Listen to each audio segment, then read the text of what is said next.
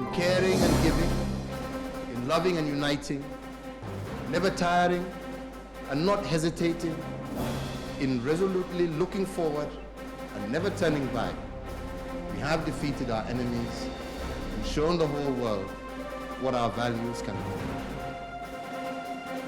At 11 a.m. on September the 21st, gunmen stormed the busy Westgate Mall in Upmarket, Nairobi. Now, what initially looked like a robbery soon turned out to be a terrorist attack. It degenerated into a deadly siege that lasted nearly 72 hours. When it ended, over 60 people were dead and hundreds of others wounded. Al-Shabaab quickly claimed responsibility for the deadliest terrorist attack on Kenyan soil after the 1998 bombing of the U.S. Embassy in Nairobi.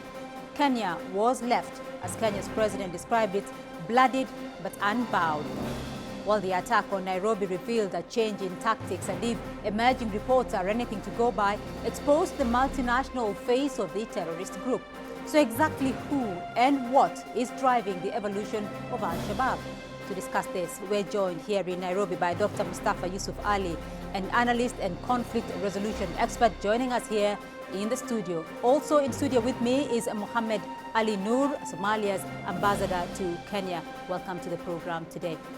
But before we begin discussions on this, let's take a look at the events that occurred in Nairobi this week.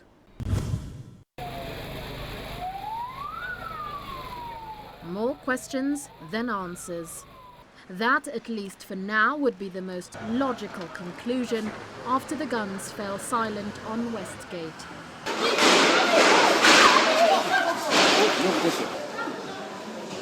No, just stay this way, don't go. Terrorist outfit al-Shabaab claimed responsibility for the attack on the upmarket Nairobi shopping mall. Officials put the figure of those killed in the siege that lasted over 72 hours at over 60. Hundreds of others were injured. Many are traumatized. Some will remain maimed for life. But that's just half the story. The real story of the deadly attack at the mall, comparable only to the 1998 attack on the U.S. Embassy in Nairobi, can only unravel with time. However, the single most important lesson that the rest of the world can learn from the Nairobi attack is that terrorism is a dynamic, mutant phenomenon. Its face keeps changing. Unconfirmed reports suggest that at least one Caucasian was seen coordinating the Westgate attack, pointing to a more multinational configuration of terrorist groups. We need to work much more closely with everybody, but much more with the US, I think, and the UK governments. Because, as you know, both the victims and the perpetrators, came from Kenya, the United Kingdom, and the United States. Even tactics keep changing. In the 1970s, airplane hijackings was the face of terror. Suicide attacks became the modus operandi in the 1980s. But September 11, 2001 marked an even more dramatic and deadly shift when Al-Qaeda launched 4 coordinated attacks on American soil using hijacked airplanes. The world has never been the same again. Terrorism continues to evolve, adapting to the challenges of the day, technological developments and global trends. Ideology may even no longer be the driving force behind terror. All right, joining us here in Nairobi to discuss the events of the week is Dr. Mustafa Yusuf Ali, an analyst and conflict resolution expert in Nairobi. And also joining me in studio is Ambassador Mohammed Ali Noor, Somalia's ambassador to Kenya. Ambassador, I'll start off with you first. It's been a traumatic week for Kenya this week. Over 60 people dead, 175 wounded, thousands escaped from the Nairobi mall there. I mean, give us an exact idea of what went down here. Does the attack bear the hallmarks of an al-Shabaab attack? And how exactly has it expanded to international borders? First of all, let me say thank you I appreciate for having me here. What happened on Saturday, as you said, was really devastating. It was a terrorist attack, an attack where my government, Somali government, and Somali people really condemn what happened, and condolence goes to the people who died there. The ones who died, they were also Somalis included in there. And as you have said, Shabaab claimed responsibility. That same day, almost same time, there was similar attack in Mogadishu, in Bakar market, a big market where people were killed. So we believe that this is really signs of something bigger than al-Shabaab. All right. Dr. Mustafa, though, it wasn't known previously that al-Shabaab had the capability to, mount an assault like they did in the Nairobi Mall. Now, the original al-Shabaab was said to be a small domestic outfit within Somalia itself. What is going on here? I think, Beatrice, first of all, thank you. Any terrorist group is capable of doing anything.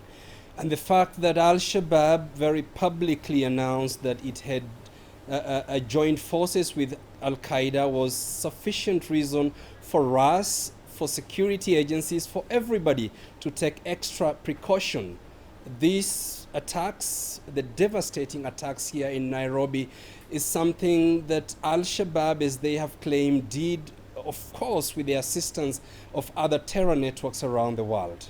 All right. Dr. Mustafa, though, the al-Shabaab claimed responsibility, though, and said that was because of Kenya's involvement and Kenyan troops inside Somalia there with the African Union force there. Now, was this a message, though, just for Kenya, or was there another audience? I think the message that al-Shabaab was trying to convey was to just more than one actor. The fact that they hit Kenya, they attacked Kenya, killed Kenyans, was a message to the government and the people of Kenya, as they had said before, that they do want and are demanding that Kenya pulls out its troops from Somalia. The fact that they also attacked the Westgate Mall, a place where Americans, British, and many other people from Western countries frequent, was something that they have always wished to do. And the ownership of the Westgate Mall itself, belonging to an Israeli, is something that al-Shabaab has in the past said that they are determined to punish these countries. And they got all this in one place and with one target. All right.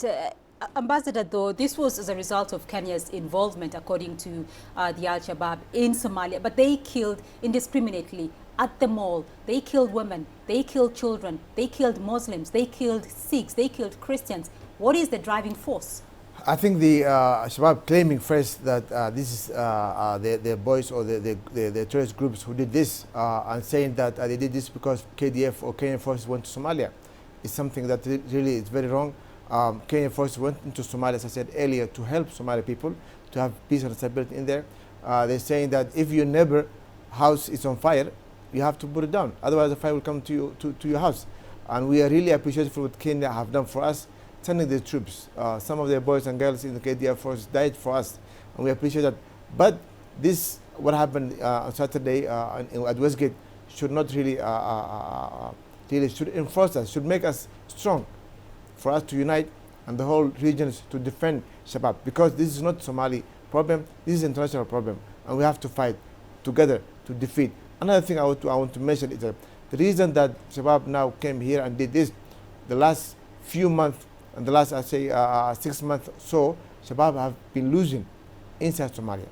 All right. Well, we're going to look now at who exactly is the al-Shabaab terror network that has claimed responsibility for the attack at the Kenyan mall that killed over 60 people and left 175 others wounded.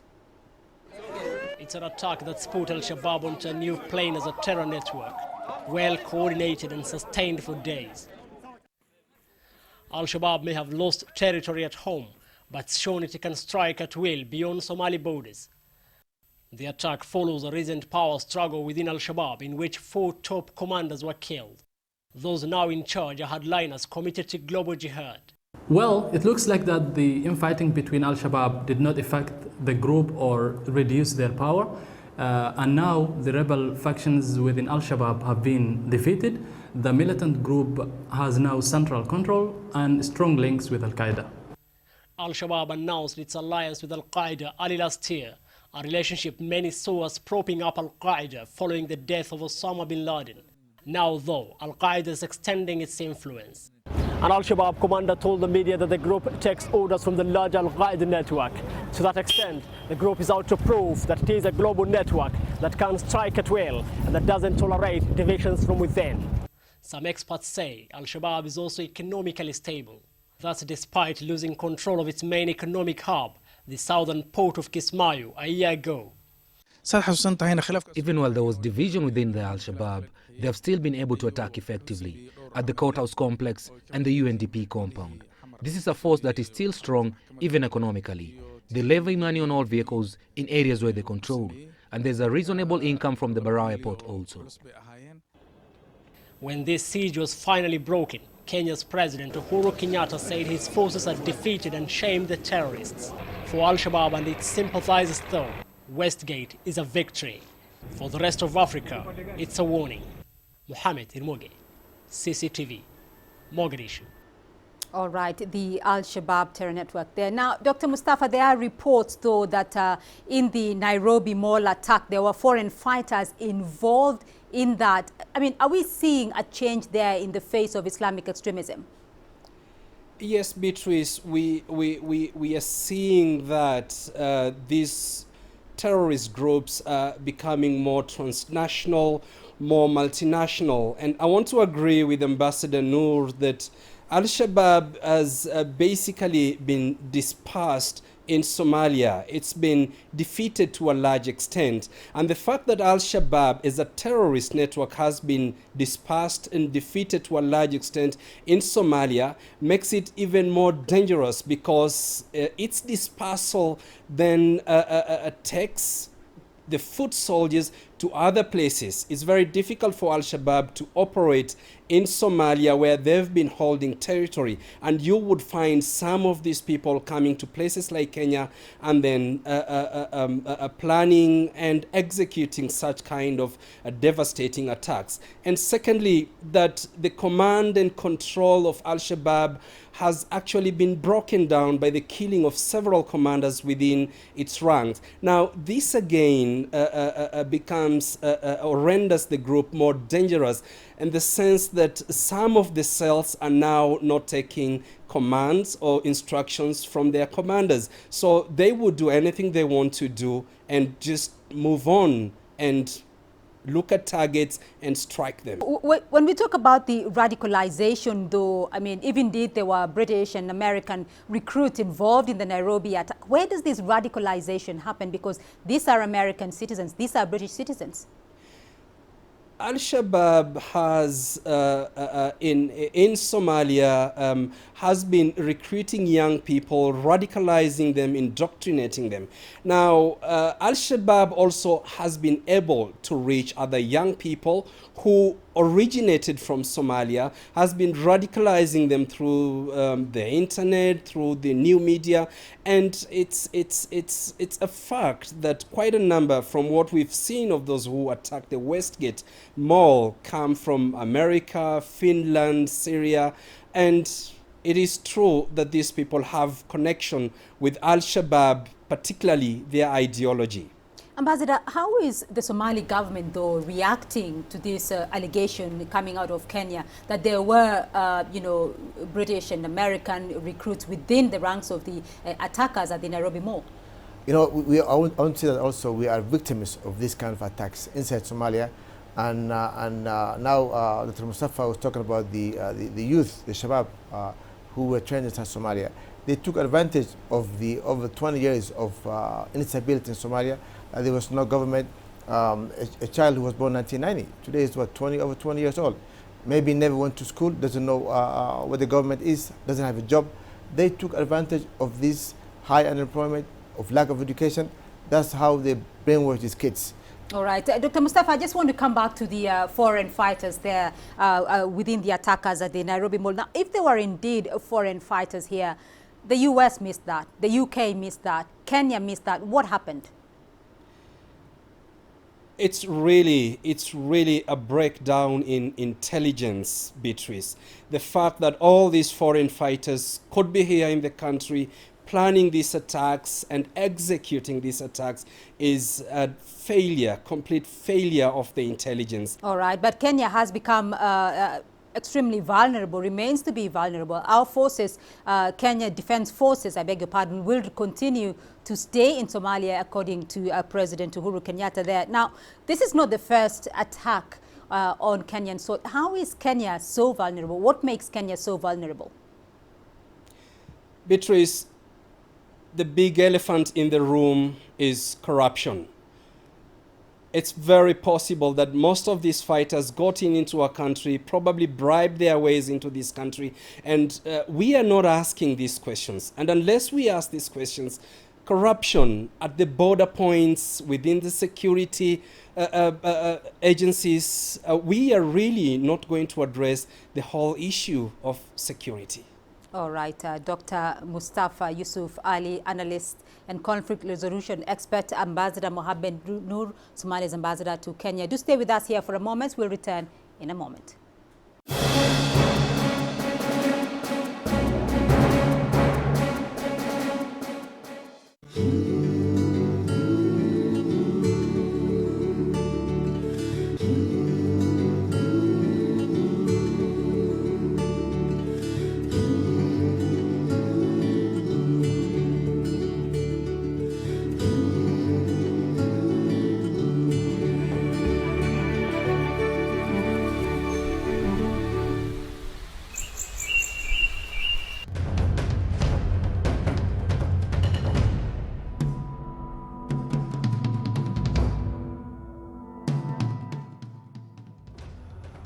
This is a time of shock for all Kenyans and all, including the UN family, who are proud to call Nairobi home.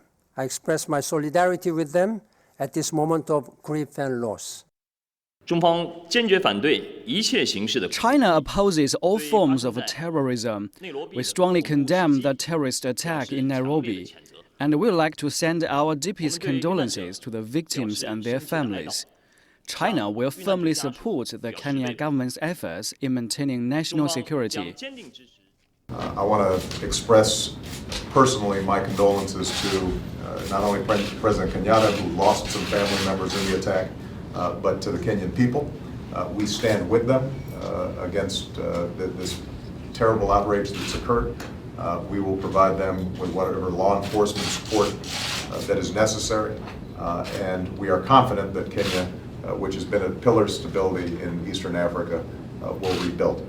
I feel the pains of President Kenyatta to get that level of attack, that dastardly attack. And that is why we maintain that terror anywhere in the world is terror on all of us. And we call on the global leaders to come together and fight terror. Welcome back to the program. Now, the attack in Nairobi left world leaders shell-shocked.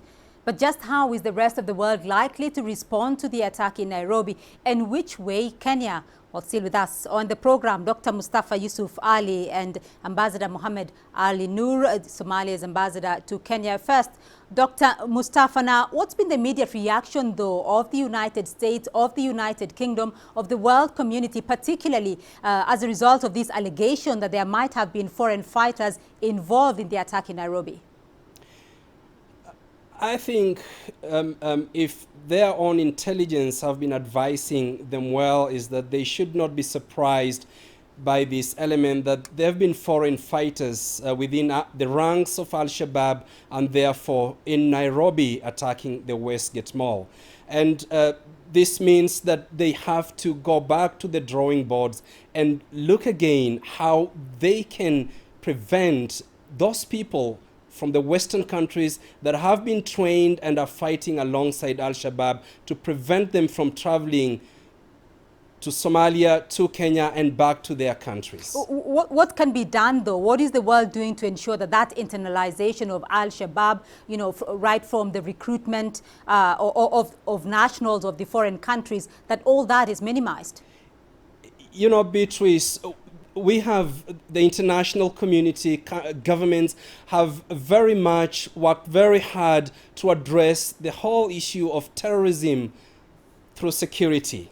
this is not enough. It can never be enough. We have to introduce programs that de-radicalize these young men and women in Somalia and many other places around the world. We have to introduce counter-radicalization programs, education. I like the optimism of Ambassador Noor that they are really working hard to re-educate those young people in Somalia, most of whom have never seen the class. Recall that since 1991, most of them have been growing up in this conflict, and to them conflict is part and parcel of their life. We need to show them, the young people in Somalia, and today those who are now young adults who grew up, were born into this fight in Somalia, that there is another way, and that is peaceful. You mentioned, though, Ambassador, that the al-Shabaab has been defeated within Somalia itself. Was that just done through military intervention?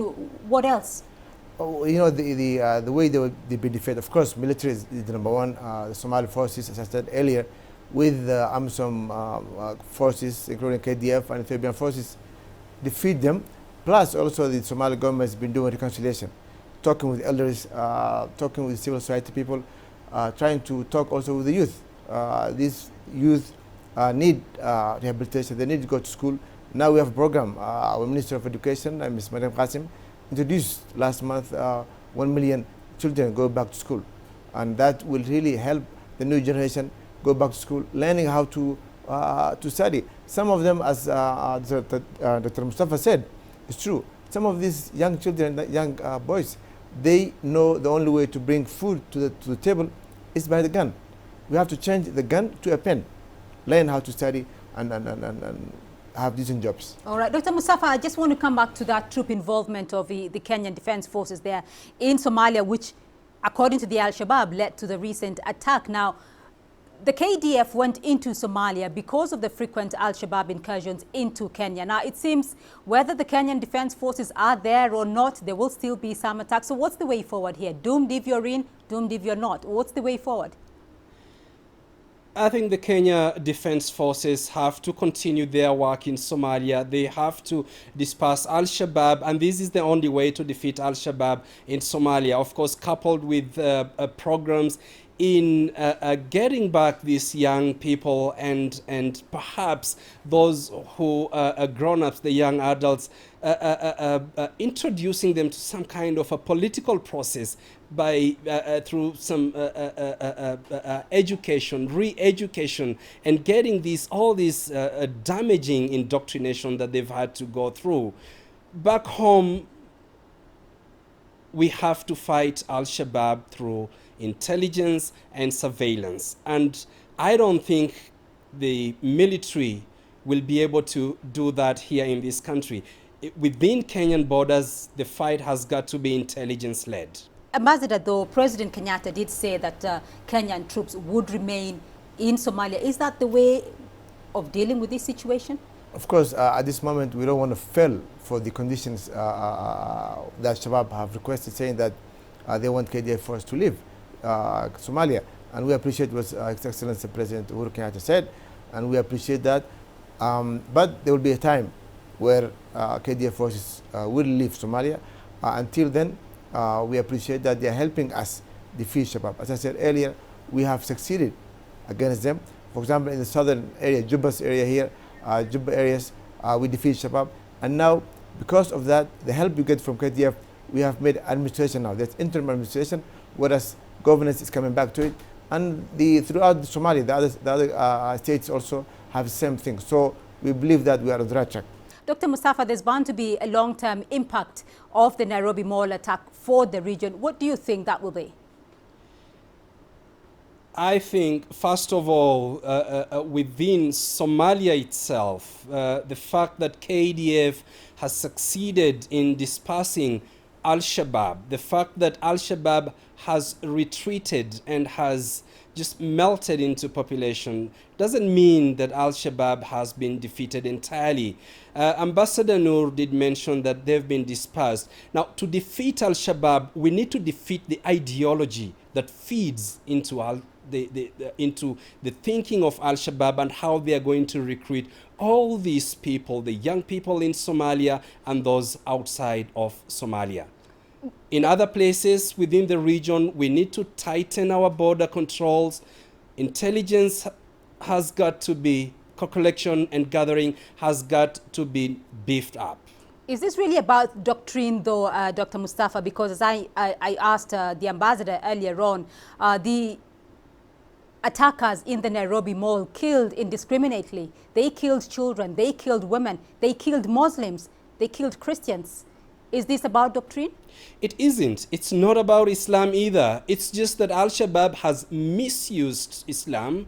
Al-Shabaab has misinterpreted Islam in very clever ways, and that's why they are able to use Islam to gain and to get recruits. All right. Ambassador, what's your thinking on this? What's going to be the long-term impact? How is Somalia going to react to this situation in Nairobi for the long term? I have to agree first with Dr. Mustafa that this doctrine is not Islam. Islam doesn't preach killings, suicides. Islam we know is for peace. And these are just simply terrorist groups who are cowards, killing people who are not armed. So I think we should not even associate them with Islam or Muslims. But in the long term, as I said earlier, I'm very optimistic, very, very optimistic that we will fight and we will defeat them, and we should continue defeating them.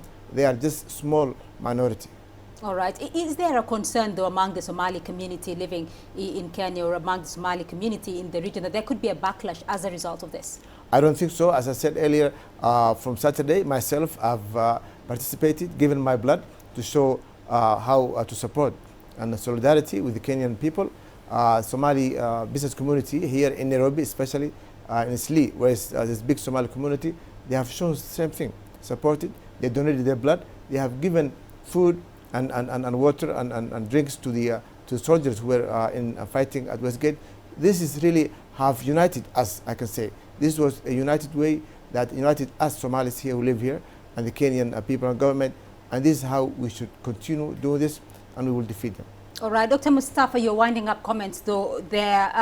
What are we likely to see going forward as a result of this attack from the international community, from the Kenyan public, the Kenyan government, and from the region?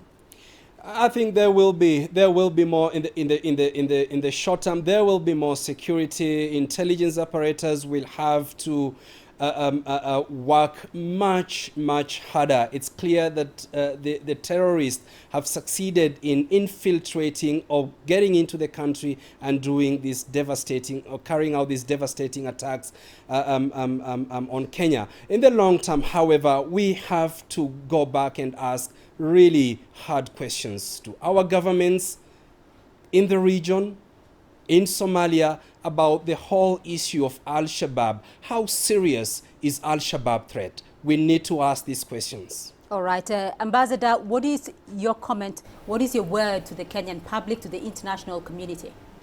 To the Kenyan public and the government, actually, we say that we are with you as solidarity. We are with you shoulder to shoulder at this moment, at this juncture. And we appreciate for what you have done for us for over the last 20 years and before that. And we are with you. For the international community, I would say that they should continue supporting us at defeat Shabaab, strengthen us, our military, so that we can defeat Shabaab.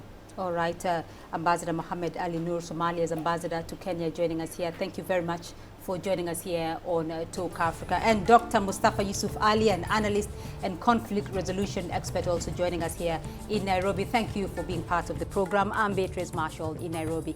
Bye-bye.